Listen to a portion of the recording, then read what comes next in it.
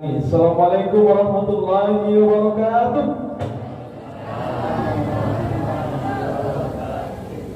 Alhamdulillah jazilan wa la syukurillah wassalatu wassalamu ala Rasulillah wa ala alihi wa ashabihi wa mawala.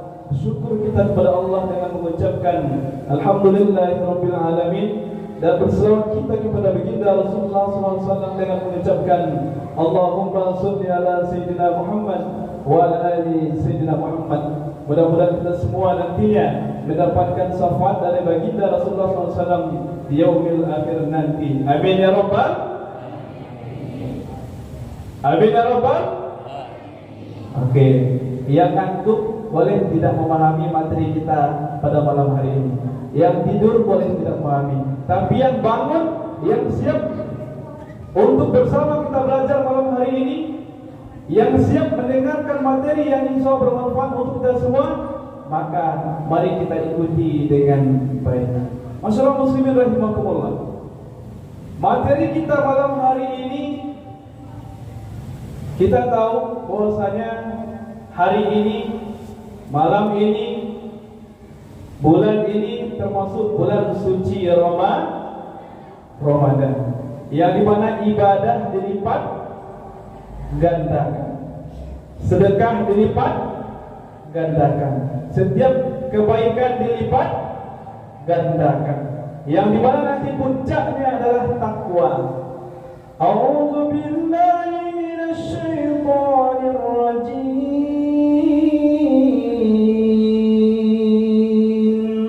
Bismillahirrahmanirrahim. Ya ayyuhalladzina amanu kutiba 'alaikumus shiyam kama kutiba 'alal ladzina min qablikum la'allakum tattaqun. Shadaqallahul azim. Kita sudah tahu artinya, terakhir adalah puncaknya adalah takwa. Ramadan ada 29 hari, ada 30 hari. Kita ibaratkan tangga Bapak Ibu. Tangga 1, 2, 3 sampai 30. Puncaknya adalah takwa. Bagaimana mencapai takwa? Tentu kita harus dicintai oleh Allah, dicintai oleh Rasulullah. Pertanyaannya, Bapak Ibu, apakah kita semua mau dicintai oleh Allah dan dicintai oleh Rasulullah di bulan Ramadan ini? Mau Bapak Ibu? Mau tahu caranya? Maunya dikit saja. Mau tahu caranya Bapak Ibu? Bagaimana caranya kita supaya dicintai oleh Allah di bulan Ramadan ini dan juga setelah Ramadan nanti, sehingga puncaknya takwa. Setelah kita bertakwa, insya Allah kita semua tidak hanya dipertemukan di Masjid Jannatul Ma'wa ini saja. Mudah-mudahan kita semua nanti dipertemukan di surganya Allah. Mudah-mudahan surga Jannatul Ma'wa. Amin ya rabbal. Pertanyaannya Bapak Ibu, mau bagaimana caranya dicintai oleh Allah dan Rasulullah setiap saat? Mau Bapak Ibu? Mau Bapak Ibu? Bagaimana caranya? Mudah saja.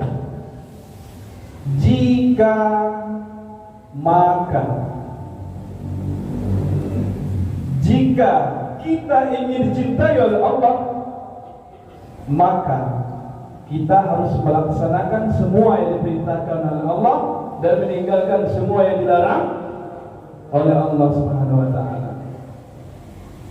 Jika kita ingin mendapatkan syafaat dari Rasulullah SAW yang berakhir nanti, maka kita harus senantiasa berselawat.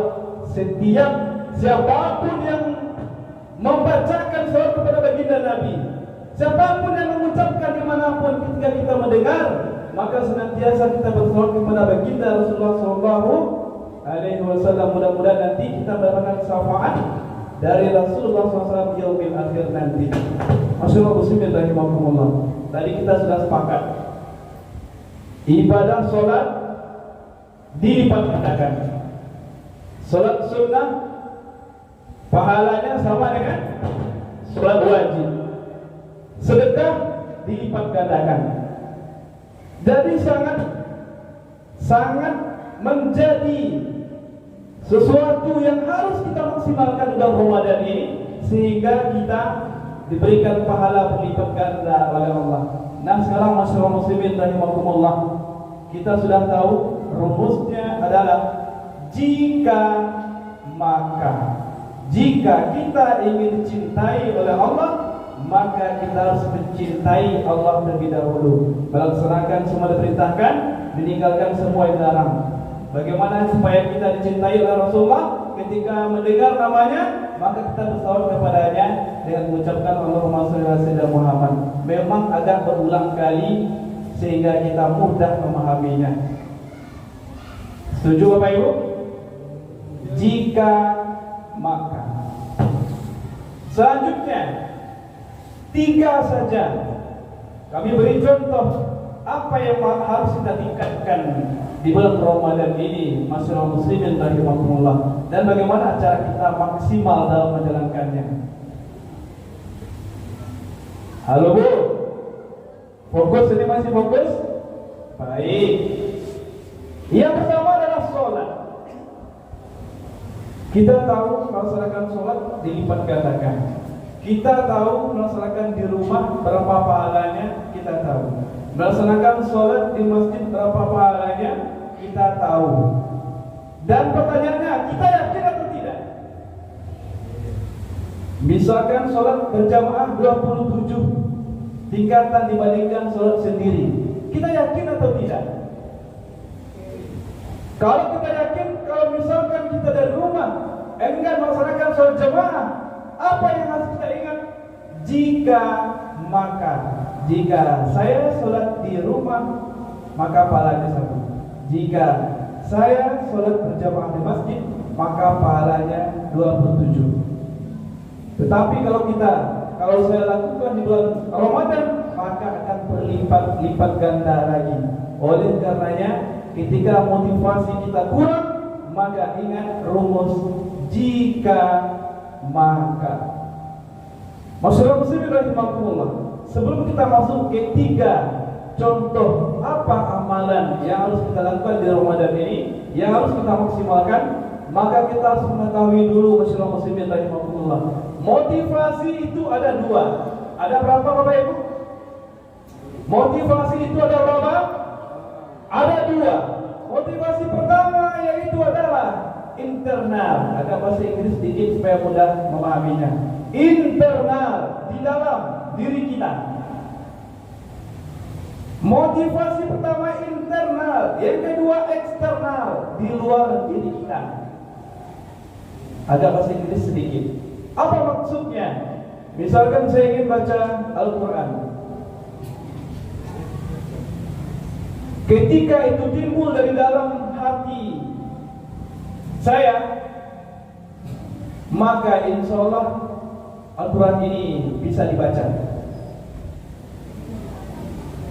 Namun apa yang harus kita ingat? Pertama adalah niat kita untuk membaca, dan hadirkan motivasi itu dalam diri kita. Motivasi kedua, eksternal. Setiap malam kita mendengarkan tausiah agama. Apa poin-poin penting yang dapat kita ambil setelah pulang nanti?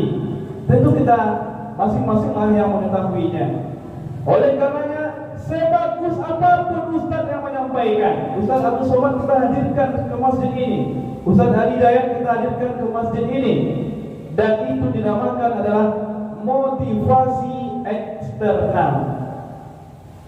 Apa yang lebih penting? Motivasi internal. Sebagus apapun materi ceramahnya, sebagus apapun materi tausiahnya, kalau misalkan itu baru saja motivasi eksternal, maka tidak besar manfaat untuk diri kita. Yang lebih besar manfaat untuk diri kita adalah motivasi internal yang lahir dari dalam diri kita. Oleh karenanya, apa yang kita ingat rumusnya? Jika maka. Jika saya membaca Al-Quran, insya Allah Allah memberikan pahala berlipat ganda, dan Al-Quran ini nanti akan mendatangi kita di yaumil akhir nanti. Masyaallah muslimin rahimakumullah. Mudah dipahami masyaallah muslimin rahimakumullah. Mudah dipahami Bapak Ibu. Motivasi ada dua, internal, eksternal. Keduanya penting, lebih penting internal. Baik, kurang lebih 5 menit lagi. Mudah-mudahan ini bermanfaat. Bagaimana caranya? 3 amalan yang senantiasa kita lakukan setiap harinya, dan bagaimana cara memaksimalkannya. Itu yang akan kita bahas. Yang pertama adalah sholat. Masyaallah muslimin rahimakumullah, kita menyadari, siapapun di antara kita mungkin menyadari mengenai sholat itu kita sulit untuk khusyuk. Betul atau tidak Bapak Ibu? Ketika sholat teringat makanan, ketika sholat teringat anak dan lain sebagainya. Bagaimana caranya supaya kita khusyuk? Jawabannya 2. 1, ingat mati. Kalau misalnya kita tahu bahwasanya dilahirkan dalam diri kita, misalkan kita mau tarawih, setelah sholat tarawih jadwal nama si A, sampaikan nama kita, mati setelah tarawih, maka tentu kita mempersiapkan diri kita melaksanakan sholat dengan sebaiknya. Betul atau tidak Bapak Ibu? Betul atau tidak Bapak Ibu?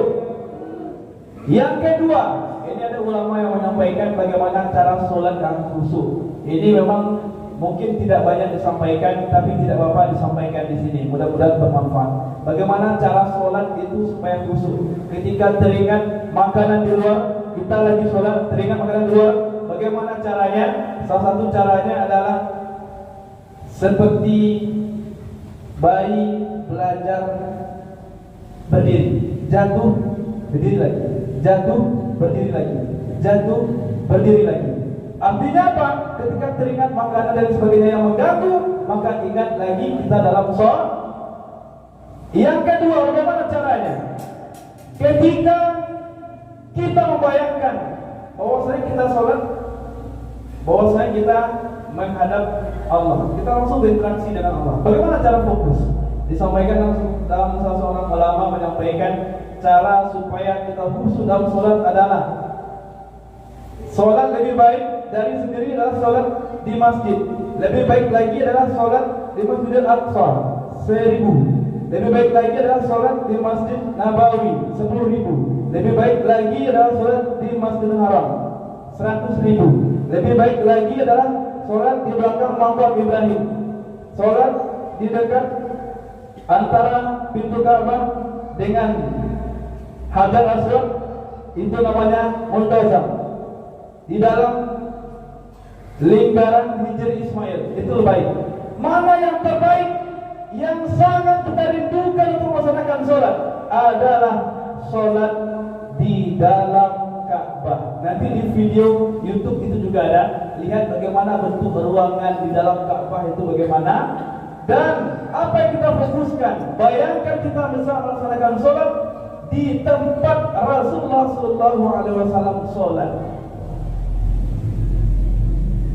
Misalkan Imam Masjidil Haram sholat masuk ke dalam Ka'bah melalui pintu yang tinggi, sholat di mana tempat Rasulullah SAW Nabi besar kita sholat, di situ tempat sholat. Presiden-presiden yang biasanya bisa masuk dalam Ka'bah, di mana tempat sholatnya? Di tempat Rasulullah setiap sholat di situ. Bayangkan, yang pertama kita akan mati, semua yang bergerak akan mati, akan menjadi biru. Maka timbulkan motivasi dalam diri kita untuk bisa maksimal dalam melaksanakan sholat. Yang kedua, bayangkan kita lagi sholat dalam Ka'bah, masyaallah muslimin rahimakumullah. Tentu pakaian kita rapi, bagus, terbaik, karena kita langsung menghadap dengan Allah SWT. Mudah dipahami Bapak Ibu, masyaallah muslimin rahimakumullah. Itu satu. Yang kedua ini adalah tentang baca Al-Quran. Seharusnya ini menjadi momen. Ada satu kisah di kampung saya, Nagari Kubutapan, sudah meninggal. Ada seorang bapak namanya Mas Pil, saya manggilnya Don Pil. Setelah disampaikan pembelajaran yang sedikit ini, alhamdulillah dalam satu bulan 4 kali khatam Quran. Kita sudah tahu bahwasanya Ramadan itu semua diperkatakan.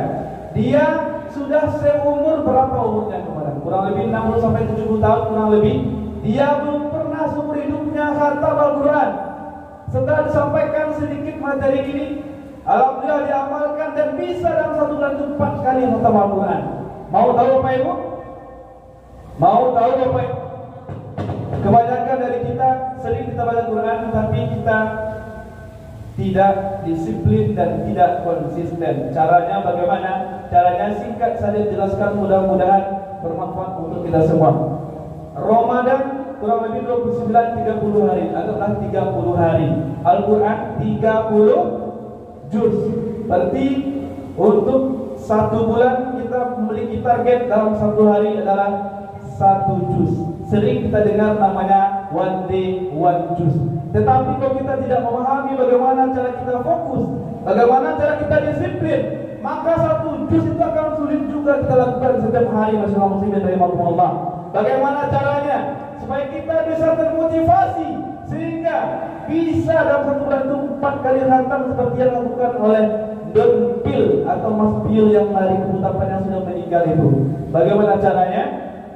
Salat 5 waktu 5 kali. Berarti sebelum subuh 2, sebelum zuhur 2, sebelum asar 2, sebelum maghrib 2, sebelum isya 2. Jadi setiap 1 juz Al-Quran ini kurang lebih 10 lembar. Ada yang 11 lembar, kebanyakan 10 lembar.